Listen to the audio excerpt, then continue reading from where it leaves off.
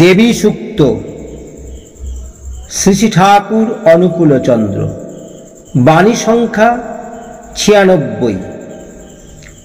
তোমার ছেলে পুলে বা সন্তান সন্ততি তারা যে তোমায় শ্রদ্ধা করে না, সেবা করে না বা সদ্ব্যবহার করে না তোমার সাথে, কেন তা কি ভেবে দেখেছ?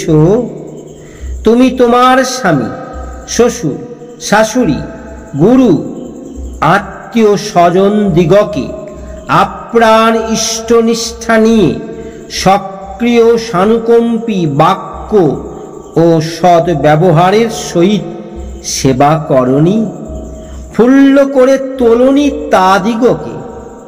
তোমার হস্ত পদ্মহস্ত হয়ে ওঠেনি একটা সম্ভ্রম স্নেহলো অনুরাগী সেবায় তাঁদের কাছে?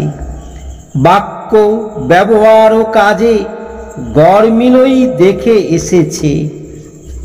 তোমার সন্তান সন্ততি তোমাদের ভিতর হয়তো দ্বন্দ্ব ভরা ঝগড়াঝাঁটি তোমার স্বামী বা শ্বশুর শাশুড়ি বা গুরুজনের সাথে দেখে এসেছে।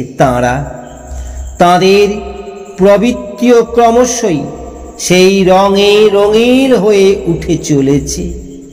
তোমার চরিত্র দেখে সশ্রদ্ধ সানুকম্পী অনুরাগে তাঁরা তোমাতে আনত হয়ে উঠতে পারেনি। তাই খতিয়ে দেখো, তোমার আপন প্রকৃতি তাদিগকে বিকৃত প্রকৃতি সম্পন্ন করে তুলেছে ওই অনুদ্যোতনায়। নিজে সংস্থ হও সশ্রদ্ধ সেবা সানুকম্পিতায়, বাক ও ব্যবহারে নন্দিত করে নিষ্ঠায় ইষ্ট সুনিষ্ট করে তোলো নিজে হয়ে তাদিগকে।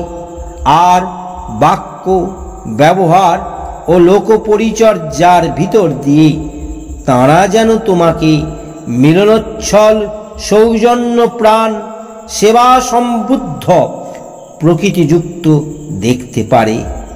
তাঁদের মাথা যেন আপনি আনত হয়ে ওঠে তোমাতে, তুমিও স্বস্থ হবে, তাঁরাও সুখী হয়ে উঠবে তোমাতে। জয় গুরু, বন্দে পুরুষোত্তমম।